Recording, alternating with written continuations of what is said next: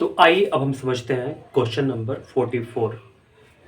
यहाँ पर क्वेश्चन बोला कि शीशे के एक बेलनाकार ग्लास का भीतरी व्यास 5 सेंटीमीटर है। जैसे हमारे पास एक शीशा ग्लास दिया हुआ था, इसका जो भीतरी व्यास है वो 5 सेंटीमीटर का है। यहाँ पर मैंने लिखा हुआ है कि 5 सेंटीमीटर व्यास, ठीक है। और बोला कि किंतु उसकी पेंदी में एक अर्धगोलाकार उठा भाग है। जैसे कभी कभार ऐसा भी होता है ग्लास में ना कि इसकी पेंदी में ना यहाँ पर एक अर्धगोलाकार भाग उठा हुआ होता है, ठीक है। जैसे आपको फिगर में ये दिख रहा, जो उसकी क्षमता को कम कर देता है, यानी कि इसमें जो पानी आएगा ना तो पानी कम हो जाएगा, समझ गए। यदि ग्लास की ऊंचाई 10 सेंटीमीटर हो, यानी कि ग्लास की जो पूरी ऊंचाई है वो 10 सेंटीमीटर है, तो ग्लास की आभासी और वास्तविक धारिता निकालें। धारिता मतलब यहाँ पर आयतन होगा, ठीक है। और पाई का जो मान है वो 3.14 हो जाएगा। यानी कि आभासी और वास्तविक का मतलब समझते हैं क्या आप? देखिए, आभासी का मतलब क्या होता है और वास्तविक का मतलब क्या होता है। वास्तविक का मतलब ना यानी कि जो वास्तव में है, यानी कि वास्तव में क्या है। अगर आप ग्लास को बिल्कुल देखिएगा, इसमें अंदर जाकर के ऊपर से जाकर झांक कर देखिएगा इसमें, तो कैसा दिखेगा, यानी कि ये अर्धगोलाकार इसमें ये दिख जाएगा, ठीक है ना। यानी कि ये वास्तविक हो गया। और आभासी या काल्पनिक का मतलब क्या होता है, यानी कि ग्लास जो होता है अगर हम लोग ऐसे करके देखेंगे तो लगेगा कि ऐसे करके बेलन के आकार का है ना, यानी कि सिंपल बेलन जैसा दिखेगा। हमको दूर से अगर ग्लास अगर देखना चाहें अगर इसको, तो दूर से देखेंगे क्या आपको ये आपको उतना नहीं अच्छा दिख पाएगा। तो ये हमको क्या होगा ना, यानी कि आभास होगा। सिंपल भाषा में समझिए कि आभासी का मतलब क्या, यानी कि पूरा ग्लास जो है ये बेलनाकार शेप में है, तो बेलन का हम लोग आयतन निकालेंगे। और वास्तविक क्या है, यानी कि वास्तविक मतलब क्या, यानी कि ये जैसा दिख रहा है वो बिल्कुल वैसा नहीं है। तो कैसा है, इसमें अर्धगोला भी एक शामिल है जो इसके पेंदी में लगा हुआ है, ठीक है। तो अब हम समझते हैं आगे, देखिएगा ध्यान से। यहाँ पर हम लोग क्या करेंगे, इस ग्लास का आभासी धारिता निकालेंगे। तो फॉर्मूला होता है पाई आर स्क्वायर एच। पाई का वैल्यू रखने के लिए बोला हुआ 3.14, 3.14 रख लेंगे। आर का जो वैल्यू है हमारे पास, ये व्यास जो दिया था 5 सेंटीमीटर का था, तो हमने इसका त्रिज्या निकाल दिया 2.5 सेंटीमीटर, इसका त्रिज्या हो गया। तो 2.5 का स्क्वायर हो जाएगा। यहाँ पर एच का जो वैल्यू है वो कितना है, ये 10 है, तो यहाँ पर 10 रख लेंगे। यहाँ पर क्या हो जाएगा, 3.14 हो गया। 25 का स्क्वायर क्या होता है, 625 होता है, तो यहाँ पर पॉइंट लगा देंगे हम लोग 2 अंक बाद। और यहाँ पर गुणे 10 हो जाएगा। इसको तीनों गुणा कर लेंगे, हमारे पास इतना सेंटीमीटर स्क्वायर हो जाएगा। चाहे तो आप इसको ऐसे भी लिख सकते हैं, ये जीरो को हटा सकते हैं, यही हमारा आंसर है, ठीक है। इसके बाद हम लोग क्या करेंगे, इसके बाद ग्लास की वास्तविक धारिता निकालेंगे। वास्तविक धारिता कैसे निकालेंगे, इस ग्लास का आयतन और माइनस कर देंगे हम लोग क्या, यानी कि इस अर्धगोले का आयतन। तो जो ग्लास का आयतन क्या होता है, formula pi r square H होता है। जो अर्धगोले का आयतन का फॉर्मूला होता है वो 2/3 पाई आर क्यूब होता है, ठीक है। तो त्रिज्या तो दोनों का सेम ही है, यानी कि जो ग्लास जो है हमारे पास, इसका बेलन का शेप और ये जो है अर्धगोला का शेप जो है, वो दोनों में त्रिज्या एक ही जैसा है ना। देखिएगा यहाँ पर तो पाई और यहाँ पर भी पाई है, दोनों जगह पाई है, तो हम लोग पाई कॉमन कर लेंगे। आर स्क्वायर, यहाँ भी आर स्क्वायर है, क्योंकि यहाँ पर आर का पावर 3 है ना, तो आर स्क्वायर यहाँ पर हम लोग चाहे तो देख सकते हैं। देखिए आर स्क्वायर कॉमन हो जाएगा, तो एच बचेगा अंदर में, माइनस बचेगा 2/3 बचेगा। यहाँ पर पाई आर स्क्वायर कॉमन हो जाएगा, तो यहाँ पर आर बचेगा सिंगल। पाई का वैल्यू रख देंगे 3.14 आर स्क्वायर, यानी कि आर का जो मान है हमारे पास कितना है, 2.5 आया हुआ है, इसका स्क्वायर कर लेंगे। यहाँ पर जो एच का मान है वो 10 सेंटीमीटर है, 10 यहाँ पर रख लेंगे, माइनस 2/3 हो जाएगा। और आर का जो मान है हमारे पास 2.5 हो जाएगा। 3.14 गुणे 25 का स्क्वायर कितना हो जाएगा, 6.25। यहाँ पर 2.5 है, ध्यान दीजिएगा थोड़ा सा। यहाँ पर 10 माइनस 2/3 इंटू 2.5, इसको दोनों गुणा करेंगे, 25 दुनिया कितना होता है, 50 होता है। तो यहाँ पर पॉइंट लगा हुआ, तो इसी के चलते 5 हो जाएगा, बटे में 3 हो जाएगा, ठीक है। 3.14 गुणे 6.25 और यहाँ पर गुणा हो जाएगा 10 में से हम लोग इसको 5/3 को भाग लगा देंगे, तो 1.667 आ जाएगा।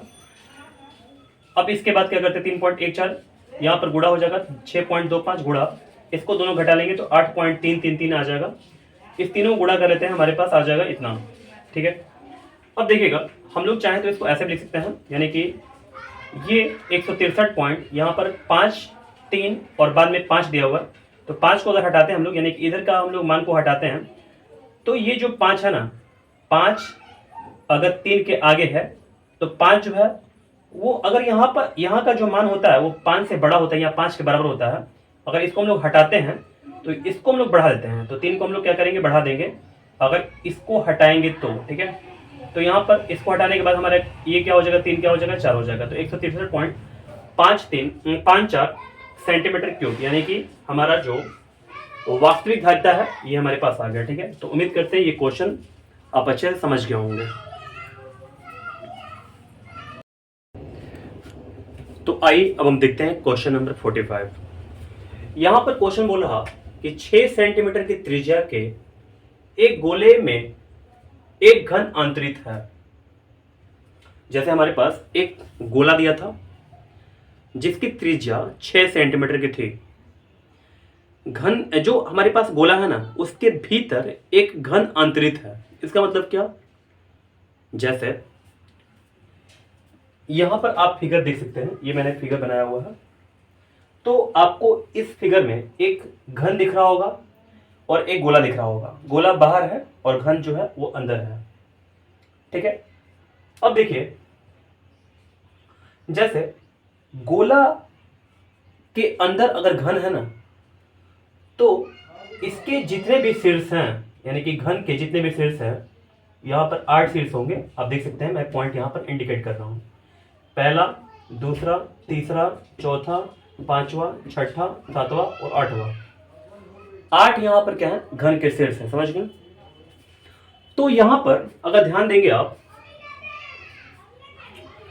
तो जो शीर्ष है ना, वो गोला को टच करते होंगे। क्या करते होंगे, टच करते होंगे, यानी कि छूते होंगे गोला को। ठीक है, इसके जो शीर्ष है घन के। अब आगे मैं बढ़ता हूं, बोला तो घन के बाहर गोले के अंश का घनफल निकाले। यानी कि जो घन है ना, घन उसके ठीक बाहर दिखेगा और गोले के अंदर दिखेगा। घन के बाहर, बात पर ध्यान दीजिए, घन के बाहर और गोले के अंदर, यानी कि देखिए मैं फिर से अच्छे शब्दों में समझाता हूं, मैं बता रहा हूं। देखिए, जैसे मान लीजिए कि घन हो गया हमारे पास और ऊपर से गोला लगा दिए हम। ठीक है, तो जो घन है ना, वो मान लीजिए कि सॉलिड है। ठीक है, सॉलिड मतलब क्या, यानी कि बिल्कुल एक ऐसे भी सोच सकते हैं कि जो सॉलिड है ना, यानी कि वो काट का है, ऐसे करके मान लीजिए। ठीक है, और जो गोला है हमारा वो बिल्कुल खोखला है।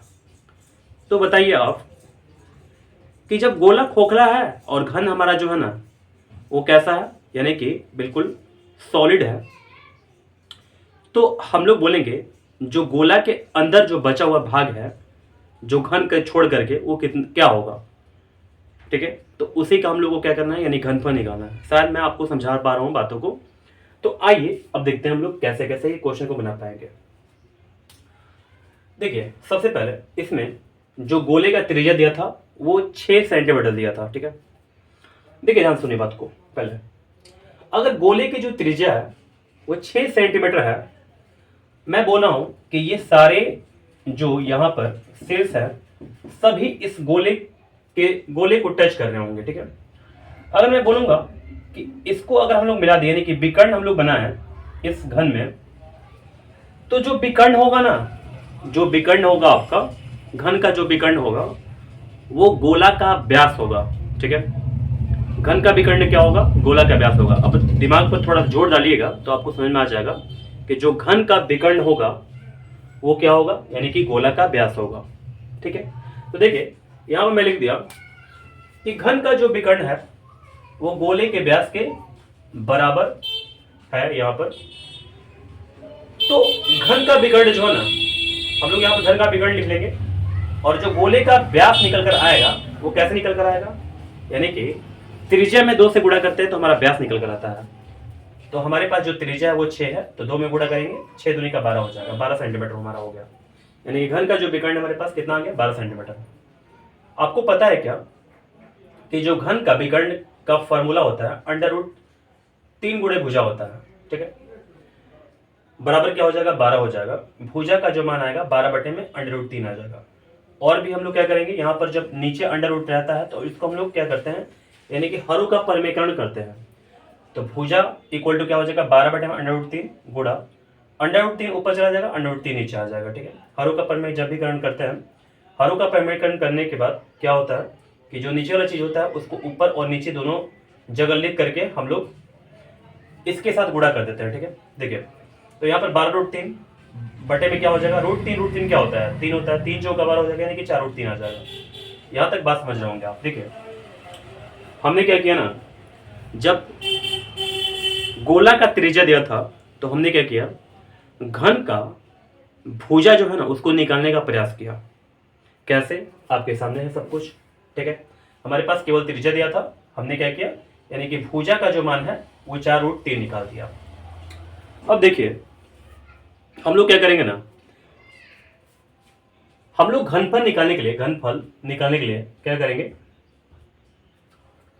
तो पूरा जो गोला है, गोला का आयतन और माइनस कर लेंगे जो हमारे पास अंदर में घन है, घन का आयतन। ठीक है, तो गोला का आयतन माइनस क्या हो जाएगा, घन का आयतन। ठीक है, तो हमारा घनफल निकल कर आ जाएगा। देखिए तो हम लोग क्या करेंगे यहाँ पर, अब घन के बाहर गोले के अंश का घनफल, घन के बाहर गोले के अंश का घनफल क्या होगा, जो फॉर्मूला होता है गोला का वो क्या होता है, आयतन का 4/3 पाई आर क्यूब, माइनस हो जाएगा जो घन का आयतन होता है वो क्या होता है, भुजा क्यूब। तो 4/3 हो गया, पाई का मान 22/7 हो गया, आर का जो मान हमारे पास है वो 6 है, 6 रख लिया गया, माइनस भुजा भी क्या निकल कर रहा है, यानी कि 4√3 का पावर 3 हो जाएगा। यहाँ पर 4/3 22/7, 6 का पावर 3 कितना होगा, 216 होगा, माइनस 4√3 का पावर 3। देखिए थोड़ा ध्यान दीजिएगा, 4√3 गुणे 4√3 गुणे 4√3। ठीक है, तो क्या हो सकता है, 4 चौका 16, 16 चौका 64, 64 हो गया, और √3 क्या होता है, 3 हो जाएगा, और यहाँ पर एक और रूट बचेगा। इसमें दोनों गुणा करेंगे क्या आएगा, 4 3 12 2 6 18 19 192 आ गया, और यहाँ पर अंडर√3 बच गया। तो मैंने यहाँ पर लिख दिया, आपको समझा भी दिया कि कैसे कैसे काम हो यहाँ पर हुआ। ठीक है, देखिएगा हम लोग यहाँ पर कटाएंगे भी, 3 से कटाएंगे 216 को, 72 में कैंसिल हो जाएगा, 4 गुणे 22 गुणे 72 हो जाएगा। तो हमको तीनों गुणा करने के बाद मिल गया 6336, बटे में क्या हो जाएगा 7, माइनस 192√3। हम लोग दोनों को यहाँ पर क्या करेंगे, अब हम लोग भिन्न पर का जोड़ जैसे घटाव बनाते हैं ना वैसे बना देंगे हम लोग।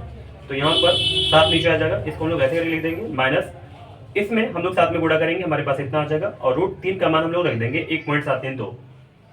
अच्छा से और भी सॉल्व करें तो हमारे पास 6336 तो यहाँ पर था ही, दोनों गुणा कर लिया गया तो हमारे पास आ गया 2327.808, बटे में 7 हो गया, घटाने के बाद हमारे पास आ जाएगा 4008.192, बटे में 7 हो गया। इसको पॉइंट में हम लोग इसको भाग लगाएंगे हम लोग तो क्या आ जाएगा 572.598, और हम लोग इसको और भी अच्छा से लिखना चाहें, यानी कि शॉर्ट में लिखना चाहें जो बुक में आंसर आ रहा तो हम लोग ऐसे लिख सकते हैं 572.6 सेंटीमीटर क्यूब। तो उम्मीद करते हैं ये क्वेश्चन आपको समझ में आ गया होगा।